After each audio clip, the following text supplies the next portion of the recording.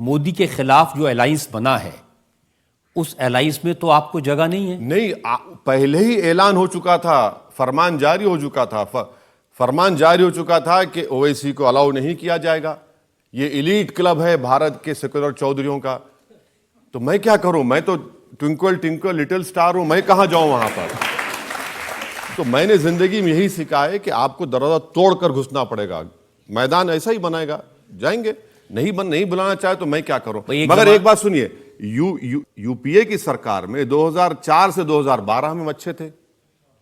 जब communist party छोड़कर चले गई थी, कम्युनिस्ट पार्टी अडवाणी साहब के साथ वोट दिए मनमोहन सिंह के खिलाफ, असदुद्दीन ओवैसी मनमोहन सिंह के लिए वोट दिया जब मैं दूध का दुल्हावा था। अब देखिए अचानक अब कितना बदल गया माहौल।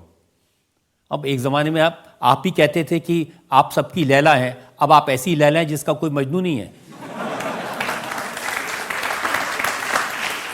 तो ऐसा है ना कि लैला मजनू की दास्तान सच्चाई पर है और ये कम से कम 1400 साल पुरानी दास्तान है, मगर आज भी लोग लैला को याद करते, कल भी लोग लैला को याद करेंगे। तो मेरे मजनू बहुत हैं, तो उससे मुझे कोई इनकार नहीं है। जिक्र खैर तो होगा भाई, जिक्र खैर। अब आपकी अदालत किसके नाम से याद किया जाएगा? जज आपके नाम से याद किया जाएगा, चाहे कोई कॉपी कर ले, कुछ कर ले, मगर ओरिजिनल तो आप ही हैं। तो वैसे ही लैला ओरिजिनल है, याद होगा, कोई बात नहीं। मौलाना अरशद मदनी जैसे लोग उन्होंने कहा कि ओवैसी के होने से चुनाव पोलराइज होता है और मोदी को इसका फायदा होता है। मैं आपको बता रहा हूं कि जब आपने एक बात छेड़ दी है, मैं पहले कभी नहीं कहा था ये बात, आज कह रहा हूं कि मेरे पास हैदराबाद में यूपी के चुनाव से पहले 2 बड़े बड़े मुफ्ती आए थे।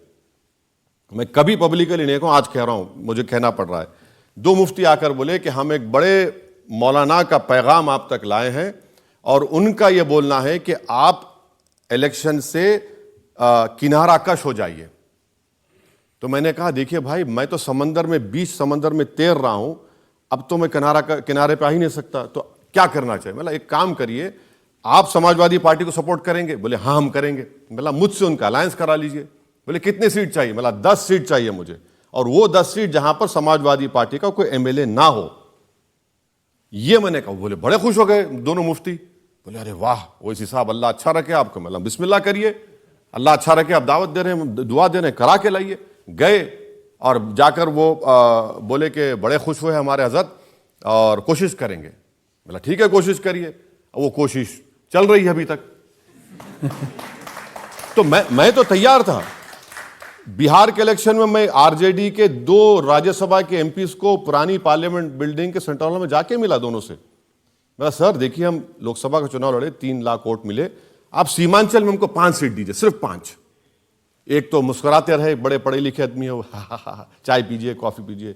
दूसरे ने कहा कि आपको क्या शौक है हैदराबाद से आके लड़ने का? मिला भारत का हिस्सा है, मुझे जमहूरियत में भरोसा है। मैं तो किया। अख्तरुल ईमान पटना जाकर पूरे लोगों से मिलकर आए, कोई तैयार नहीं था।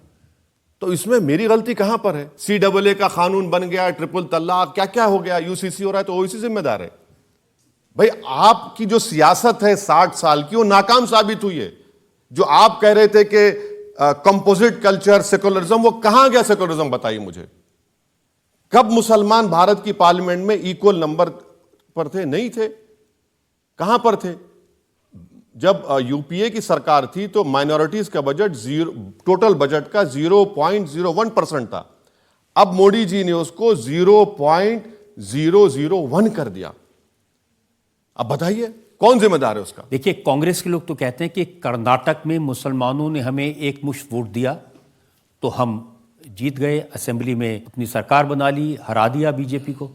नहीं, बहुत अच्छा है। आप जब क्रेडिट ले रहे हैं ना मुस्लिम कम्युनिटी को, तो आप एमपी का टिकट दीजिए, उनको नहीं देंगे। आप उनको बड़े बड़े ओहदों पर रखिए, नहीं देंगे आप। तो वोट लेना आता है भाई। एक अनरिटन रूल हो चुका है भारत की राजनीति में कि जिसको मुसलमान के वोट चाहिए उससे कह दो मुसलमान दूर रहे, मगर वोट हमको दे और खामोश रहे। मोदी जी का क्या है कि नहीं, मुझे नहीं चाहिए मुसलमान वोट, मार्जिनलाइज कर दो इनको। इलेक्शन हो जाएगा तो फिर मोदी जी बोलेंगे सबका साथ, सबका विश्वास, सबका विकास, भाइयों बहनों, सब होगा।